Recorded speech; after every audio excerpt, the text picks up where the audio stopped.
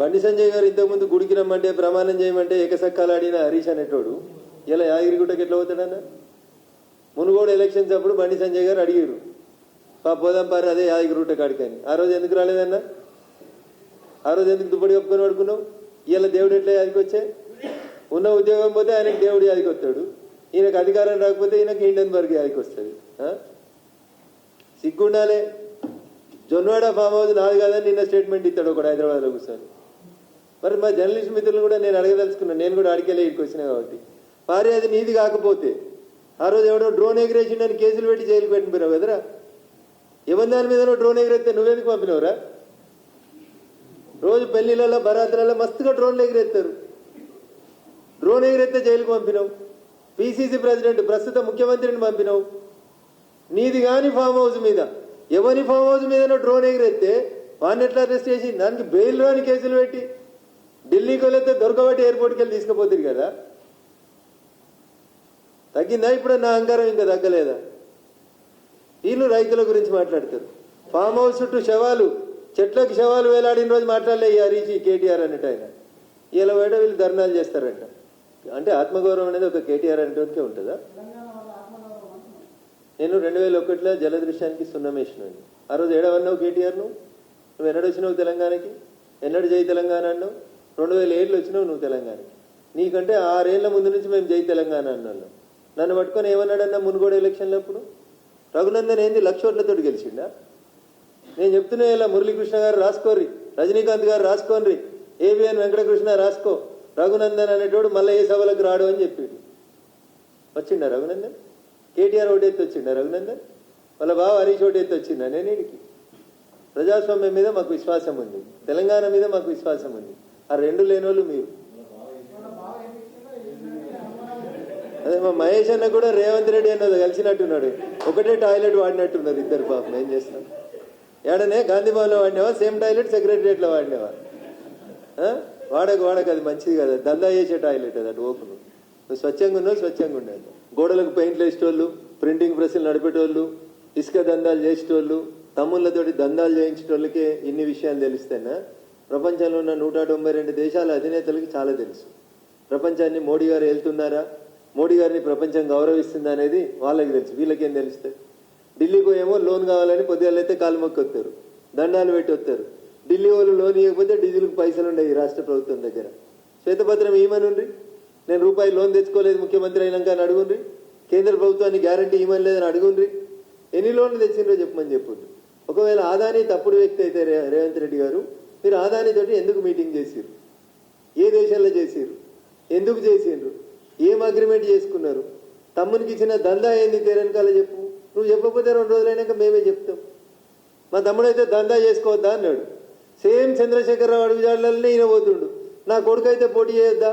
నా కొడుకు కూతురు అయితే పోటీ చేయొద్దా? ప్రజలు ఓట్లు ఎత్తే గెలిచిరు కదా. ఇలా రేవంత్ రెడ్డి కూడా కదే అంటుడు.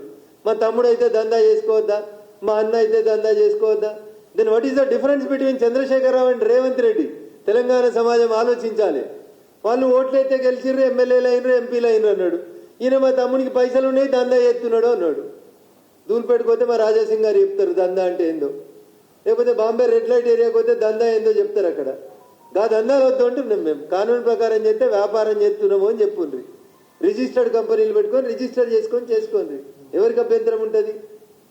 సో మోడీ గారి గురించి మాట్లాడి హీరోలు అయిపోతామని ఎవరన్నా అనుకుంటే, అట్లా మాట్లాడితేనే బొక్క బోర్ల పడ్డది టీఆర్ఎస్ బీఆర్ఎస్. దిక్కు దివానం లేకుండా 0 సీట్లకు పరిమితం అయిపోయారు. ఇంకా జేపీసీ మీద టీఆర్ఎస్ విధానం. ఒక్క ఎంపీ లేనాడు వాడేం చెప్తాడన్న విధానం లోక్సభలో? ఎంతమంది ఎంపీలు బీఆర్ఎస్కి? ఏమడుగుతున్నాడు రేవంత్ రెడ్డి గారు? ఆయనే చెప్పింది కదా, బీఆర్ఎస్ మలినమవుతుందో విలీనమవుతుందో మలినమవుతుందో అన్నాడు కదా. వాళ్ళతో నీకెందుకు? నువ్వు స్టాండ్ ఏందో చెప్పు. బ్లిడ్జ్ పత్రిక మీద నీ స్టాండ్ ఏంది? నువ్వు మీ రాహుల్ గాంధీ బ్లిడ్జ్ పేపర్ని చదివిర్రా, చదవలేదా? చదవకపోతే నాకు రేపొద్దున 10 గంటలకు అపాయింట్మెంట్ ఇప్పి రాత్రి 10 లోపల మీరు చెప్పుండ్రి. మీరు చెప్పకుండా కూడా నేను పొద్దుగాల 7 గంటలకు టికెట్ బుక్ చేసుకుంటా. ఇప్పుడు ముఖ్యమంత్రి తమ్ముడు దందా వేసుకోవచ్చు అని ముఖ్యమంత్రి చెప్పిండు. సెబీ చైర్మన్ షేర్లు కొనుక్కోవద్దని ఎక్కడన్నా భారత రాజ్యాంగంలో రాసిందంట. రేపు అజయ్కి నచ్చింది అజయ్ షేర్లు కొంటాడు, రేపు మహేష్ అన్నకు నచ్చింది మహేష్ అన్న షేర్లు కొంటాడు. నా ఇష్టం ఉన్న కంపెనీలో పెడతాను, నువ్వేమని అడిగేందుకు నీకేం అధికారం ఉంది? ఈ కంపెనీలో కొనుక్కో నువ్వు షేర్లు అని చెప్పేందుకు నీకేం అధికారం ఉంది? నువ్వెవరు అసలు? ఆర్టికల్ 19 నాకు ఫ్రీడమ్ ఇచ్చింది, నా జీవితం నాది. నువ్వెవరు? నేను ఏడో షేర్లు కొనుక్కోవాలో కూడా నువ్వే చెప్తావా? నువ్వెవరు చెప్పేందుకు? ఆమె సెబీ చైర్మన్ అయినాక కొంటేంది, కాకముందు కొంటేంది? నువ్వు ముఖ్యమంత్రి అయినాక నీ తమ్ముడు కొత్త దుకాణం రిజిస్టర్ చేస్తే తప్పు కానప్పుడు ఆమె సెబీ చైర్మన్ అయినాక బాధ్యత పైసలు పెట్టి వైట్ మనీ తోటి కొనుక్కుంటే నీకు వచ్చి నొప్పి ఏముంది? ఏముందని ఆధారం?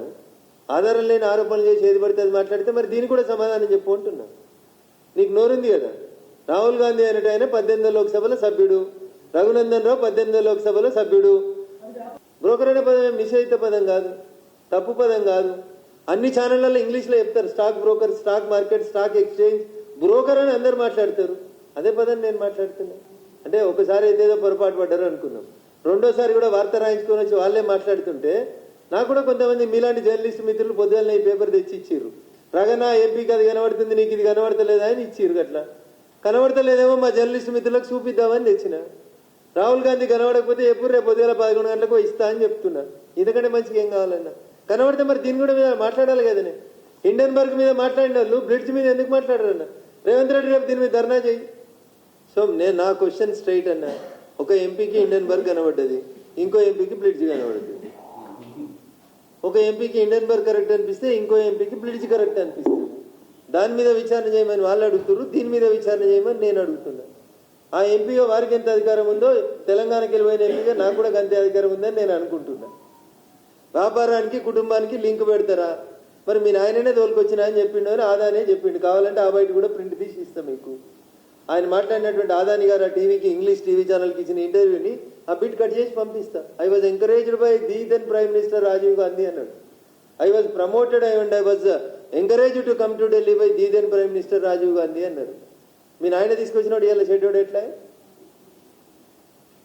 రిలయన్స్ ఎప్పుడు మోడీ గారు ప్రధానమంత్రి అయినాక రిలయన్స్ వచ్చిందా?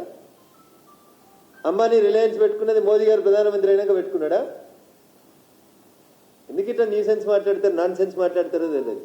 ఇది మొత్తం రేపు సుబ్రహ్మణ్య స్వామి గారు వేసిన పిటిషన్ మీదనో లేకపోతే బ్లిడ్జ్ మీదనో రేపు ఎదురుదాడి వస్తే ఏం చేయాలనో అర్థం కాక చేసినటువంటి తప్పుడు ప్రయత్నాలు తప్ప ఇంకొకటి లేదు.